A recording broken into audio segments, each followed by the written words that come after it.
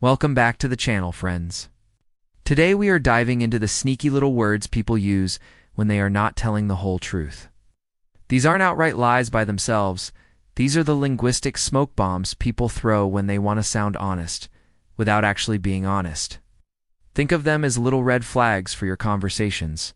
Recognizing them can save you a lot of confusion, so let's get into it. First up, let's talk about the loophole crew. These words are technically true. And yes, I said technically on purpose. Someone says technically, what they're really saying is, I found a loophole in the rules and I'm about to exploit it. It's the verbal equivalent of a wink that says, I'm following the letter of the law, not the spirit. Then there's basically. This is a classic. When you hear basically, get ready for a massive oversimplification. You're about to take a complex, messy situation and boil it down to a version that makes them look good, leaving out all the inconvenient details.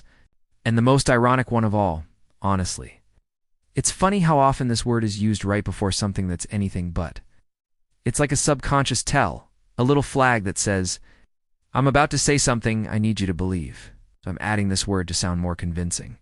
When someone has to announce they're being honest, it's often a sign to pay closer attention. Next, we have the fog machines. These are the words that exist to blur the edges of reality and make everything vague. Think about kind of or sort of. These are the universal softeners. Did you finish the project? I kind of did. It's a way to avoid giving a straight yes or no. It introduces ambiguity where there shouldn't be any. Then we have I guess. This is the ultimate non-committal phrase. It's the verbal shrug. I guess I can help you move. It communicates reluctance and a total lack of enthusiasm without actually saying no. It's a way to agree while keeping one foot out the door. Another great one is, as far as I know, this phrase is a built-in escape hatch. It allows someone to state something as a fact while giving them a get-out-of-jail-free card if they are wrong. As far as I know, the meeting is at 10. If it's actually at 11, well, they're covered. It's plausible deniability in two simple words. And we get into the phrases that dodge responsibility like it's an Olympic sport. These are the accountability dodgers. The first one is a masterpiece of blame shifting. You misunderstood. Well, this one is infuriating. Instead of admitting they were unclear or perhaps even wrong, they flip the script and make it your fault for not being a mind reader. It's a classic move to deflect any and all responsibility. Then there's the conveniently timed I don't remember. Funny how amnesia strikes right when a tough question is asked, isn't it? While genuine memory lapses happen. This phrase is often a shield used to avoid answering for past actions. And finally, the king of all conversational dead ends. It's complicated. What does this really mean?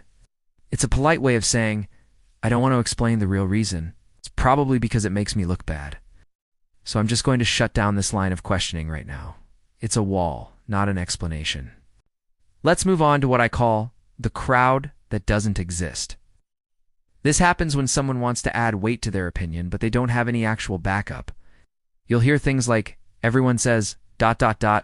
Who is everyone? It's just the person speaking and maybe one friend they talk to. It's a way to make a personal opinion sound like a universally accepted fact. Similarly, you get people are saying ... This is the slightly more gossipy cousin of everyone says. It's used to introduce a rumor or a critical opinion without having to own it. People are saying the new project is a disaster. The person saying it is the one who thinks it's a disaster. But they're projecting it onto a faceless, nameless group to avoid being seen as negative or being the sole source of the idea. It's a way of testing the waters for a controversial opinion. Finally, we have the emotional misdirects. These are phrases that try to control your reaction before you even hear the statement. First up is, not to be dramatic, but ... Spoiler alert, they're about to be very dramatic. This is a classic preface to a statement they know is an overreaction, but they want to prime you to take it seriously anyway.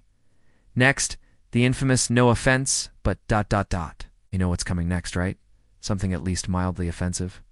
This phrase is a weak attempt to get a free pass for saying something critical, rude, or insensitive. It's like saying, I'm about to punch you, but I'm warning you first, so it's okay. And let's not forget I'm just saying. This is the universal backpedal. It's what people say after they have said something provocative or controversial, and see that it didn't land well, It's a way to retreat and pretend their comment was just an innocent, harmless observation. So there you have it, a whole arsenal of words and phrases that act like little linguistic warning lights. Now remember, context is everything. These words don't automatically mean someone is lying or being deceptive. We all use them from time to time. But when you start to see them stacking up in a single conversation, when someone is constantly using loopholes, fog machines, and accountability dodgers, that's when your internal alarm should start humming. It's a sign to listen more closely and ask more clarifying questions. Thanks for watching. If you found this useful, hit that like button, subscribe for more content, and drop a comment below with the deceptive phrase you hear the most. I'd love to read your examples. I am Jim Rutherford. This is the Wanna Project. See you in the next video.